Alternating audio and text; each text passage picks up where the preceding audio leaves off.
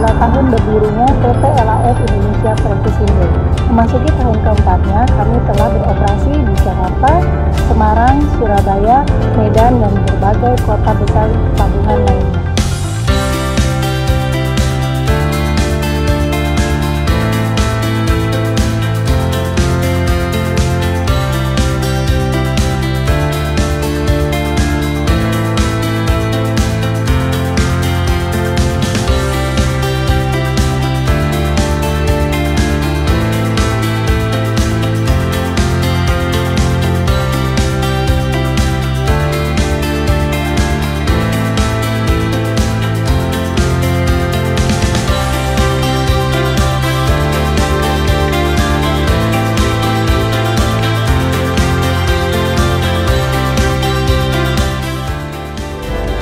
Anda sebagai mitra dan calon customer, jangan ragu dan jangan bimbang karena kami sudah 12 tahun pengalaman di dalam industri fleksibel.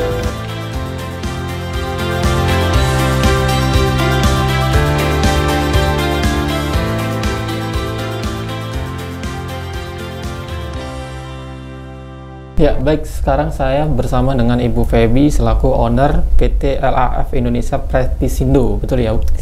Betul. Terima kasih Bu Feby sudah berkenan untuk mampir di studio Transgo, Bu.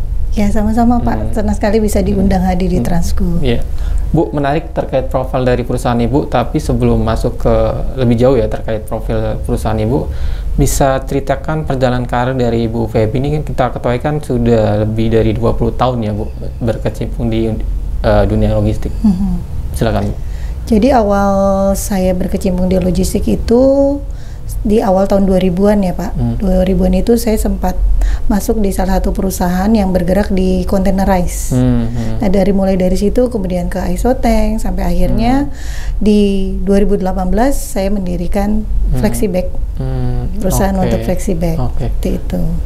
Dari 2000 awal sampai dengan 2018 artinya sudah berapa perusahaan yang dilewati? Sekitar 6. Dari mulai tadi kontainer untuk spare partnya, kemudian sempat ke depo kontainer, kemudian di situ mengenal Isotank. Nah, dari Isotank sempat ke pelayaran ya, saya handle si Isotank itu sendiri. Kemudian dapat penawaran menarik, ini ada penggantinya Isotank nih, namanya Flexibag. Sebenarnya Flexibag mungkin sudah lama sebelum itu sudah beredar. Coba karena buat saya ini hal baru, kenapa nggak saya coba? Nah, jadi disitulah saya mulai berkecimpung di bidang FlexiTank ini. Artinya dari 6 perusahaan sebelumnya itu memang masih sejenis ya, masih terkait? Masih, betul, masih berhubungan ya, logistik, kontainer, kemudian pengangkutannya itu masih berhubungan, lain. Ya. Mendirikan perusahaan dari 2018 itu. Kenapa baru di tahun itu, Bu? Karena opportunity-nya Pak. Juga saya men-challenge diri saya, kenapa sih nggak coba? Toh ilmunya yang saya rasa saat itu adalah saya cukup nih punya ilmunya.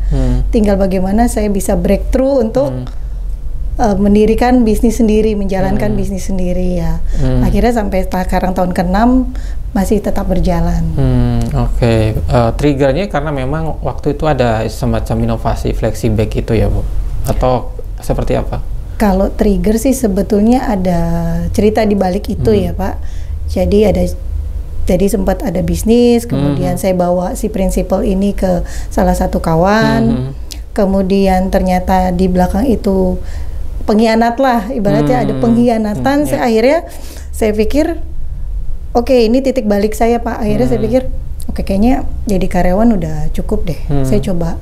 Dengan dia tadi balik lagi ilmu yang saya punya, koneksi yang saya punya, sudahlah kita coba. Nggak ada salahnya, nggak akan ada salahnya pernah mencoba, karena itu kita nggak pernah tahu ya kapan di titik mana. Tapi saya rasa itu titik yang tepat saat saya mencoba untuk mendirikan LAF Prestisindo ini.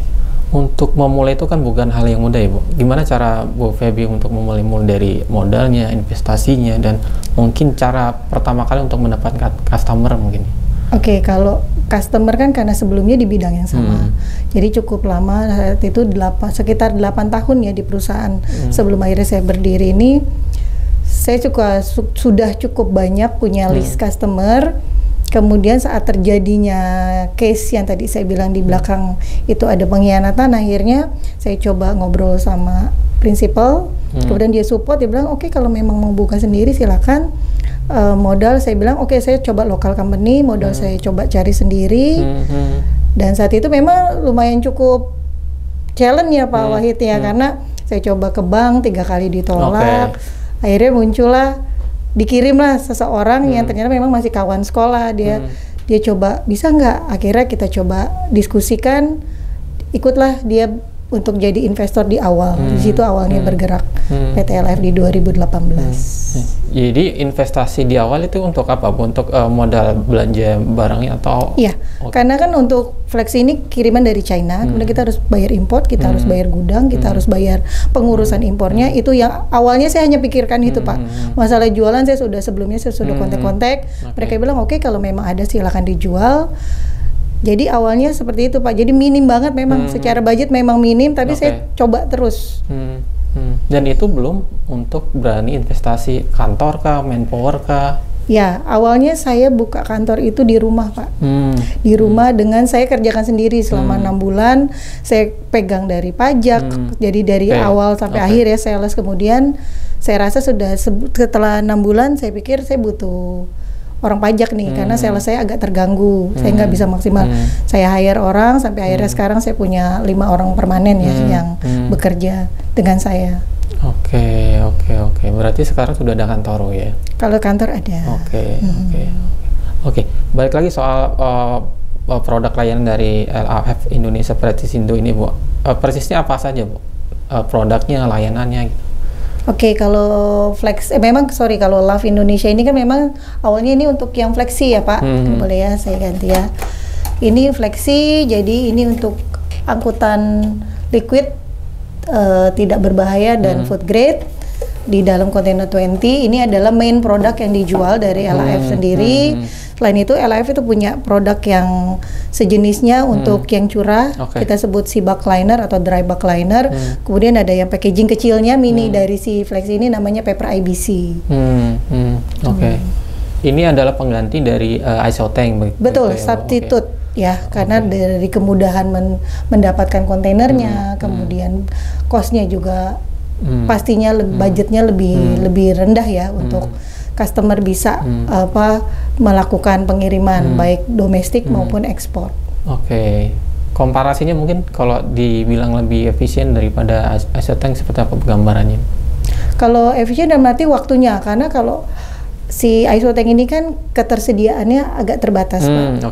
Kalau Flexi shipping line banyak. Betul. Maksudnya dalam misalnya Jakarta ke China, beberapa shipping line banyak dari Jakarta, Surabaya, jadi mudah untuk mendapatkan kontainernya itu sendiri. Kemudian dari sisi cost pastinya akan lebih berkurang. Dari sisi angkutan, ISO dengan kontainer ini pastinya sudah lebih ada perbedaan, di mana si kontainer budgetnya lebih low ya, lebih rendah. Jatuhnya nanti customer apa? Beli atau sewa? Beli ya, beli. Jadi kan ini kan sekali pakai Pak. Sekali pakai. One way disposable, jadi sekali dia pakai. Insurance juga berlaku hanya 1 kali. Oke. Nah dari sisi safety-nya mungkin Bu? Safety karena kami kan juga punya SOP Pak Wahid, kayak dari kontainer ini mulai harus yang heavy duty, grade A, dari situ pengecekan awal ya, filtering awalnya dari situ. Kemudian tim kami yang profesional itu akan melakukan pemasangan, namanya instalasi. Kita kan punya di gudang di Marunda dan di Surabaya di Sidoarjo. Setelah itu setelah selesai kita bawa ke pabrik ya, atau customer bawa sendiri pakai kontainer pakai truk mereka. Setelah itu dilakukan pengisian, loading. Setelah selesai baru bawa ke pelabuhan atau ke tempat yang mereka tuju. Berarti secara muatan pun ya semua yang diangkut ISO tank bisa diangkut sama ini ya Bu ya? Betul, secara quantity iya, tapi secara kategori produknya agak berbeda. Karena ini lebih ke tidak berbahaya dan food grade. Kalau ISO tank kan ada yang chemical yang flammable, korosif, itu untuk inovasi Flexi belum memungkinkan untuk saat ini. Ini baru sebatas untuk food grade aja gitu. Betul, minyak goreng, minyak kelapa, ya. Banyak kami customer minyak goreng sih Pak. Palm oil ya, palm oil produk dan turunan-turunannya. Iya.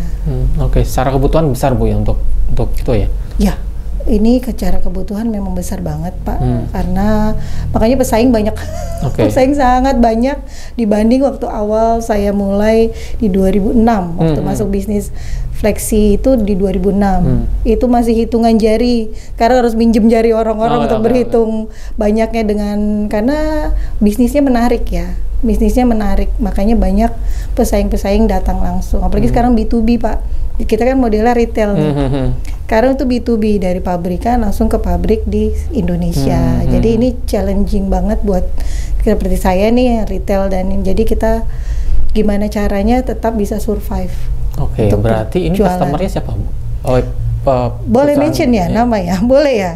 Yang sudah pakai itu masuknya itu Wilmar, kita ada support yang besar ya untuk pabrikan minyak goreng. Kemudian kalau di minyak kelapa itu kita punya Indo Oil. Ya, jadi kemudian kita juga saya pernah punya satu itu kita masuk Pertamina. Ya, tapi memang tidak langsung direct ya. Karena kan dia biasanya ada tender, kita masuk via forwarding yang menang. Itu sih biggest. Nah, kalau untuk misal Wilmar itu loadingnya dari apa? Dari pabrik ya, bukan dari pabrik mereka, dari tangki storage. Oh, tangki storage. Mereka kan pasti yang pabrik besar punya namanya tangki storage penimbunan di Jakarta. Wilmar itu kita ada di Medan. Di Medan, ya di Jakarta ada, kemudian di Surabaya ada. Jadi tergantung mana yang keluar ordernya dari pabrik mana. Tapi mereka kan besar. Dan ini untuk kebutuhan untuk pengiriman mungkin via kapal gitu ya? Iya, nanti kan dari kontainer naik ke kapal ya, baru ke tujuan masing-masing. Karena kan mungkin selain isotank kan untuk palm oil itu biasanya ada truk tangki sendiri kan ya Bu ya? Ya, biasanya kalau truk tangki sih untuk jarak dekat ya Pak. Misalnya mereka mau poin A ke poin B-nya mungkin hanya sekitaran 100 kilo. Nah, kalau ini memang kalau bicara budgeting lebih ke inter island kayak dari Jakarta Kalimantan, Jakarta ke Sulawesi atau Jakarta ke Irian, ataupun langsung ke Singapura, ke Thailand atau ke Australia, ke Afrika. Karena Love sendiri kan di Afrika kita kan global network. Love sendiri juga punya perwakilan di hampir seluruh negara ya. Dari pengalaman Bu Feby selama 20 tahun, artinya untuk mendapatkan customer tidak sulit lah ya untuk itu ya. Ya, kalau dari basicnya list customer sih ada, cuma tetap bagaimana kita memaintain customer untuk bisa tetap berhubungan dengan kita, dalam arti tetap bantu saling support ya. Mereka memberikan order, kita memberikan service. Selain itu mungkin koneksi, apa benefit pengalaman Bu Feby untuk bisa diterapkan di perusahaan? Yang mana nih? Ya, dari pengalaman rangkaian Ibu 20 tahun itu apa yang bisa diaplikasikan di perusahaan Bu yang juga menguntungkan perusahaan tentunya? Ya, pastinya sih kita jaga koneksi ya Pak. Itu jaga koneksi, kemudian tetap mempertahankan servis yang baik, kita pertahankan, yang bagusnya tetap kita coba upgrade, seperti itu Pak. Sampai hari ini dengan 6 tahun sudah berjalan, secara pertumbuhan bisnis seperti apa Bu tiap tahun? Tiap tahun terus terang kemarin 2023 itu quite challenging ya Pak, karena dengan tiba-tiba kenaikan kurs, kemudian persaingan yang cukup ketat. Di hitungannya sih kami bertahan dan dengan mencoba strategi lain dengan prinsipal ya, karena kan saya pasti diskusi. Biasanya kita ada strategi tahun ini, strateginya seperti apa. Jadi mungkin tahun ini kita kita mungkin secara untungnya nggak terlalu signifikan, tapi volume yang kita besarkan. Nah, gimana cara menumbuhkan volume itu kami didiskusikan dengan pihak prinsipal. Bu, di luar customer-nya adalah cargo owner langsung, apakah juga customer-nya dari transporter juga Bu? Ada beberapa seperti kayak tadi forwarding, tiba-tiba dia punya order ya, punya prospek, kemudian coba hubungi kita kalau memang bisa ketemu dalam arti dealnya ya kita lakukan. Jadi kita Oke. tidak menutup kemungkinan harus sama si pabrik. Kalaupun transporter itu punya kesempatan, kenapa enggak gitu. Jadi terbuka aja sih Pak, kita open. Ya. Artinya ketika ada permintaan sekalian untuk pengiriman bisa ya Bu dari Sekalian bisa. Ada beberapa customer minta langsung ininya dong, angkutannya, freight-nya. Itu oke. kita lakukan Pak. Itu kita lakukan. Oke. Walaupun secara bisnis sebenarnya kalau dari LAFF Indonesia ini perusahaan apa sih Bu? Kalau Love ini sebetulnya packagingnya Pak. Packaging, oke. Lebih ke Secara packaging-nya. izin itu packaging, oke. Yes. Oke. Penjualan untuk packaging. Oke. Tapi kan kalau logistik luas ya Pak. Maksudnya karena saya juga ikut komunitas-komunitas asosiasi logistik, jadi punya kesempatan untuk kenal dengan pemain tracking, warehouse, kemudian kontainer. Jadi lebih mudah saya untuk mengakses untuk bisa provide customer sistem mungkin door to pot-nya. Jadi ada chance lain yang bisa diambil. Oke. Dan ini menjadi main produk dari LAFF Indonesia ya Bu? Tank, yes. Oke. Ada 2 produk lain Bu yang kalau nggak salah dari LAFF Indonesia Bu. Bisa disebutkan Bu? Oke. Selain ini untuk liquid, untuk curah juga kita ada namanya dry bulk liner Pak, si bulk. Jadi itu lebih membawa seperti biji plastik, kemudian jagung, kemudian bisa juga kan dari turunan palm oil tuh ada yang cangkang sawitnya itu bisa dipakai Pak. Cuma memang kalau dry bulk ini memang lebih spesifik dalam arti si customer ini harus punya alat Pak, alat yang memang khusus untuk proses pemuatannya, si conveyor belt segala macam, dan itu biasanya kita masukkan kategorinya project Pak Wahid. Project di sini nanti kita coba datang, kita diskusikan butuh alatnya seperti apa. Setelah itu baru kita rumuskan mau seperti apa dealnya. Oke. Satu lagi itu namanya paper IBC. Jadi dia mininya dari si Flexi. Dia itu masuknya ke dalam box. Saya nggak ada contohnya ya. Ke dalam box isinya 1 ton Pak. Isinya 1 ton. Jadi banyak juga kami bawa untuk palm oil dan turunannya. Kayak minyak kelapa masuk di situ. Iya. Sebenarnya kayak ini Pak, kalau Pak Wahid mungkin punya gambaran seperti IBC yang kempu, kalau kita sebut kempu di sini yang putih yang ada kerangkeng. Nah itu secara ukuran sama, tapi hanya bentuknya aja kita rangkainya dari box tebal. Boxnya tebal, kemudian dalamnya kita kasih plastik seperti Flexi. Ya, cuma memang ada perbedaan aja dari fisiknya si plastiknya. Kapasitas lebih kecil. Kapasitas juga lebih kecil. Kalau Flexi kan dia di luar ini di cover dengan PP woven Pak. Jadi seperti karung goni gitu ya plastik. Kalau si linernya di paper IBC ini hanya PI-nya aja, si plastiknya aja. Itu yang membedakan. Nah itu untuk buat apa aja Bu? Sama aja ya? Sama, kalau secara produknya sama.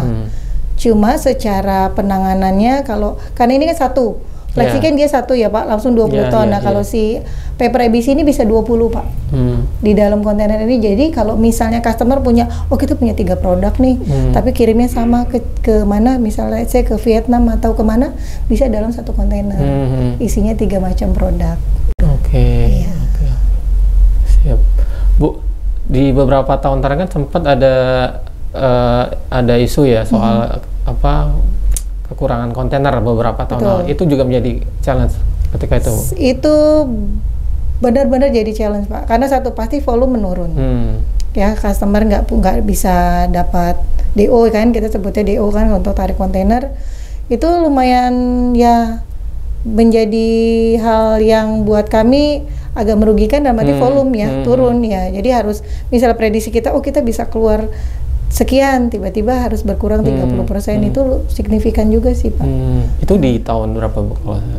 Itu sih hampir setiap tahun juga ada ya Pak, hampir setiap tahun ada. Tapi yang terparah itu kan pada saat kemarin 2022 sempat tiba-tiba space, semua itu kan pengaruh dari space-nya nggak ada, kontainer banyak mungkin space-nya nggak ada, kemudian harga yang tiba-tiba naik, itu hal-hal yang buat kami sangat-sangat challenge ya. Kita nggak bisa bikin itu bilang masalah ya, itu adalah challenge. Gimana bisa survive dengan kondisi seperti itu. Nah, cara Bu Feby untuk memastikan supply kontainernya gimana Bu? biasanya? Kalau itu biasanya kan kita koordinasi sama customer ya. Ini seperti apa? Karena kalau paling pun kalau misalnya kita punya channel, ini ada pelayaran yang punya space, biasanya saya akan kenalkan. Jadi paling tidak mereka yang langsung negosiasi. Seperti itu Pak. Baik, Dan sampai hari ini belum ada kendala untuk itu, Bu ya? Udah masih supply pun aman ya? Supply aman, cuma itu persaingannya.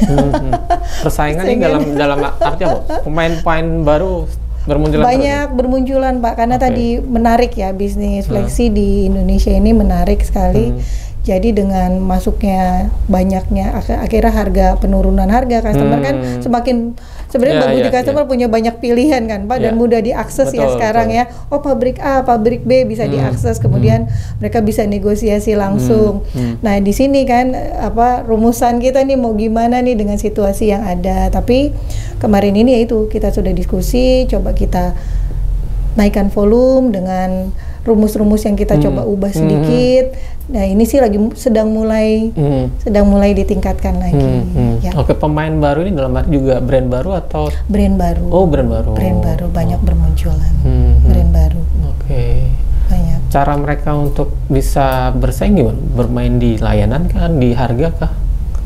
Ya, itu poin-poin yang memang berlaku sekarang ini Pak, dari harga, dari kemudian persaingan, kemudian dia coba B2B. Nah, ini memang yang terjadi saat ini Pak.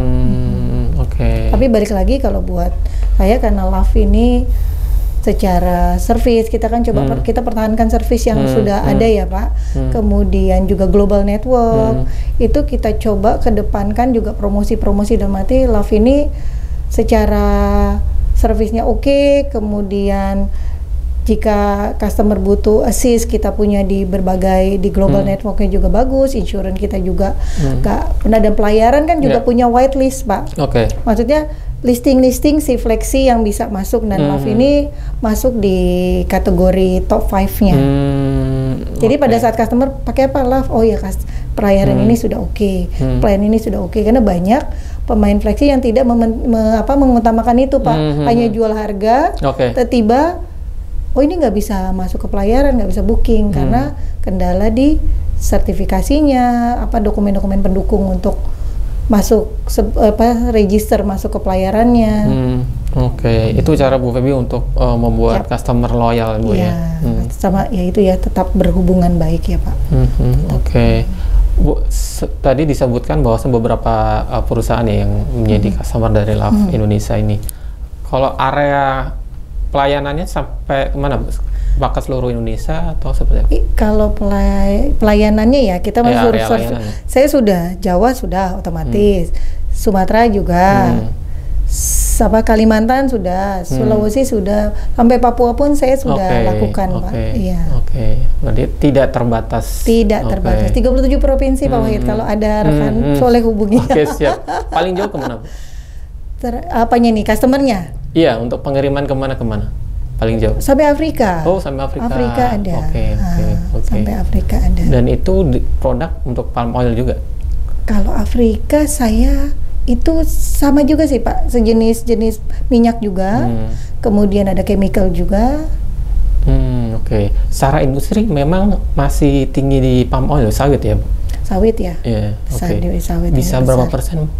Sawit itu bisa 50%. 50%? Ya. Selebihnya apa produk yang? Ya ada minyak loop oil ya, minyak pelumas, kemudian chemical kayak untuk deterjen, sintetik latex, itu variatif lah. Dan untuk palm oil itu dominan untuk kebutuhan domestik atau lebih banyak ekspor? Kalau kita memang lebih banyak ekspor Pak. Ekspor. 80% itu ekspor. Untuk ekspor ya, penggunaan dari volume yang kita punya 80% itu ekspor, 20-nya untuk pergerakan domestik. Dengan tren demand sawit yang tiap tahun masih tinggi ya, harusnya makin menjanjikan begitu. Tapi balik lagi Pak, dengan regulasi-regulasi yang ada yang akhirnya membuat pergerakan ekspornya itu agak menurun ya, karena kan ada beberapa regulasi yang kenaikan pajak, itu kan customer akan berhitung. Seperti yang terjadi nih saat ini kan sedang ada kenaikan dari pajak tax dan levy ya kalau untuk sawit sendiri. Karena mungkin pemerintah memprioritaskan kebutuhan domestik dulu gitu ya Bu. Betul, karena kebijakan kan pemerintah buat kebijakan, otomatis kan perubahan, pasti akan ada perubahan skema penjualan nih dari ekspor, akhirnya jadinya banyak lokal. Itu yang memicu mungkin banyak pemain baru kali ya Bu, karena memang kebutuhan ekspornya tinggi gitu ya. Betul Pak, memang karena kan tadi sekarang akses mudah didapat nih Pak. Ya kan, pertumbuhan pergerakan ekspor apa sih nih? Nah dari kan mudah diakses, jadi membuat para pebisnis ini coba kita masuk deh gitu. Nah, kalau dulu kan kita cari akses nih agak-agak susah lah untuk dapat. Sekarang kan lebih mudah Pak, dari searching atau PT ini, lihat backgroundnya, lihat ininya lebih mudah ya, lihat data-datanya. Artinya secara volume untuk kebutuhan domestik tidak terlalu besar Bu ketimbang ekspor ya Bu? Kalau untuk saya sendiri ya masih lebih mengutamakan ekspornya. Walaupun tidak tertutup kemungkinan untuk domestiknya. Untuk prediksi di tahun ke depan Bu, ini kan tentu ada transisi pemerintahan, harapan dari perusahaan seperti apa Bu? Kalau dari saya sih di perusahaan ya sebagai bisnis nih biar lebih benar ya, paling tidak regulasinya itu tidak berubah-berubah. Ya, ada kepastian dan lebih apa ya, berpihak ke pengusaha. Itu aja sih Pak, dan biaya logistik juga bisa kita tekan, karena kan yang terjadi ini memang kalau kita hitung lokal kan kadang lebih besar daripada kita harus ekspor Pak. Itu mungkin juga membuat contohnya pengiriman kemana Bu? Kalau lebih mahal di dalam negeri ketimbang di luar negeri? Sometimes kayak contohnya aja nih Pak, saya kirim let's say ke mana kemarin kita ke Vietnam. Ya itu hanya kisaran mungkin 1 jutaan dibanding kita satu kontainer. Iya, untuk freight-nya ya sekitar 1 jutaan. Tapi kalau kita kayak ke Sulawesi, itu harganya sudah Ya ini dari sisi perbandingan harga ya. Bisa dua kali lipatnya, tiga kali lipat ya. Padahal secara jarak jauh di Vietnam. Secara jarak jauh bisa 5-6 hari. Jadi nggak terlalu jauh lah bedanya, paling selisih 2-3 hari. Tapi secara cost-nya lebih mahal kita banding cost ya Pak ya, di luar nanti ada poin-poin apa aspek-aspek lain yang betul. membedakan ya. Itu baru Sulawesi, belum Papua Bu ya. Nah itu Pak. Betul. Tapi sekarang sih kalau kita lihat kan pemain logistik udah mulai menyebar ya Pak.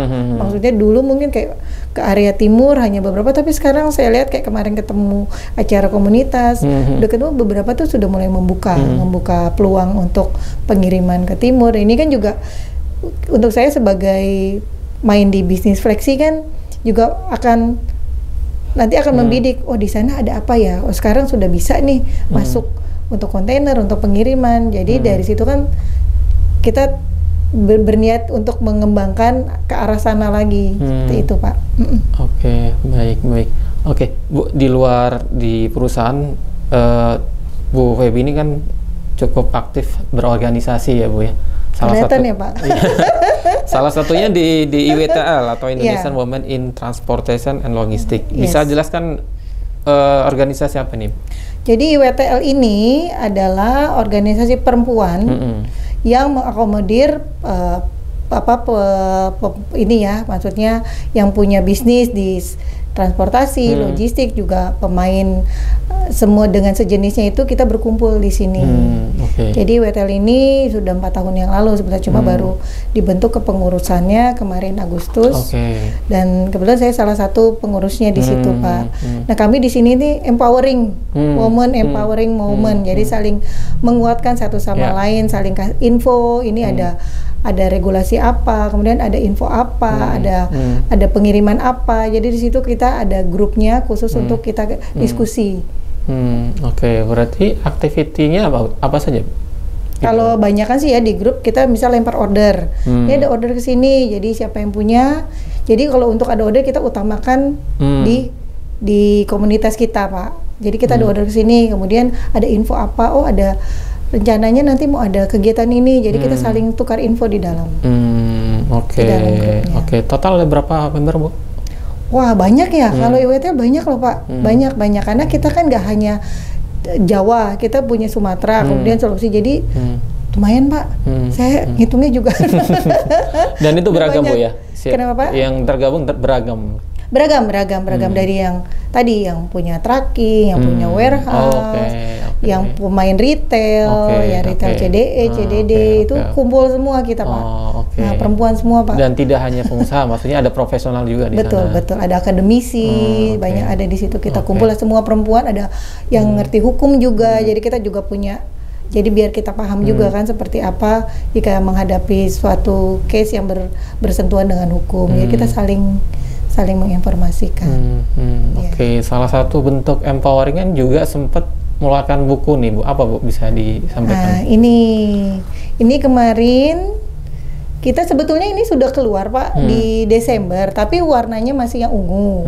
Desember tahun lalu? Desember tahun lalu kita sudah rilis yang ungu, tapi kemudian karena kita coba dari ini ya, internal pengurus, coba ganti, jadi kita coba yang lebih cerah. Ini oranye kemarin di launchingnya ini, yang kedua ini 28 Agustus ya, 28 Agustus. Ini bukunya. Jadi ini isi hati dari 28 perempuan yang tergabung dalam komunitas Indonesia Women in Transportation and Logistics. Jadi ini adalah kisah kami. Mungkin ada yang sedih, bahagia, senang, semua tertuang di sini. Salah satunya saya. Oke. Boleh sharing apa yang ditulis sama Bu Feby? Sebetulnya di sini saya bercerita dari apa sih mendorong saya dari awal, bagaimana saya menjalani hidup, kemudian sampai akhirnya bisa mendirikan LIF Indonesia Prestisindo, apa suka dukanya, sampai nangisnya seperti apa. Jadi baca aja deh. Ini saya juga kebetulan punya buku Pak 3. Kalau memang nanti ada yang berminat, saya punya 3 yang akan saya berikan secara gratis. Jadi mungkin bisa dibantu, nanti saya kirimkan ke alamat yang mungkin kasih kuis atau gimana. Boleh, gitu, Pak. Boleh ya.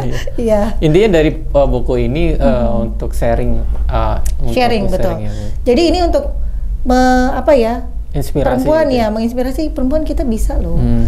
Kalau yang dulu itu notabene-nya logistik dan transportasi itu lebih ke dunianya laki-laki. Kita bisa menyetarakan equity gender, kalau kita juga bisa masuk di dunia yang sama. Bahkan lebih banyak perempuan loh sekarang. Kalau nggak salah ya. Iya. Oke. Ada berapa penulis Bu? 28 penulis. Ini baru karya yang pertama Pak. Nanti rencana mau ada launching lagi yang kedua, tapi mungkin sedang kumpulkan naskah segala macam, nanti akan di launching yang seri keduanya. Dengan tematik yang sama atau gimana? Masih rahasia.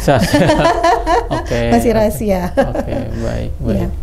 Oke, balik lagi soal Love Indonesia Bu. Mungkin plan bisnisnya seperti apa nanti ke depan? Kalau ke depan sih tetap di core-nya yang fleksi ya Pak. Kemudian juga kita lihat tren nih nanti seperti apa sih tahun depan, karena kayaknya situasi sekarang kan wait and see ya Pak. Tapi yang jelas tetap bertahan di dunia fleksinya, kemudian kita mengembangkan si paper IBC-nya dan si dry bulk-nya.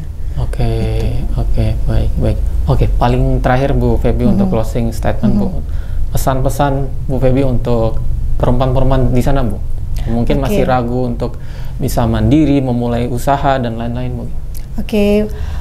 Ladies, para perempuan yang ada di luar sana, jika memang ingin melakukan bisnis jangan ragu, tapi tetap dalam arti tetap pikirkan dari hati apa yang ingin dilakukan, kemudian coba diterapkan dengan pokoknya dengan terarah, terukur, dan jangan ragu dan yakin kalau proses tidak akan membohongi hasilnya. Sukses Bu Feby, sukses untuk perusahaannya Bu. Ya, terima kasih. Terima kasih.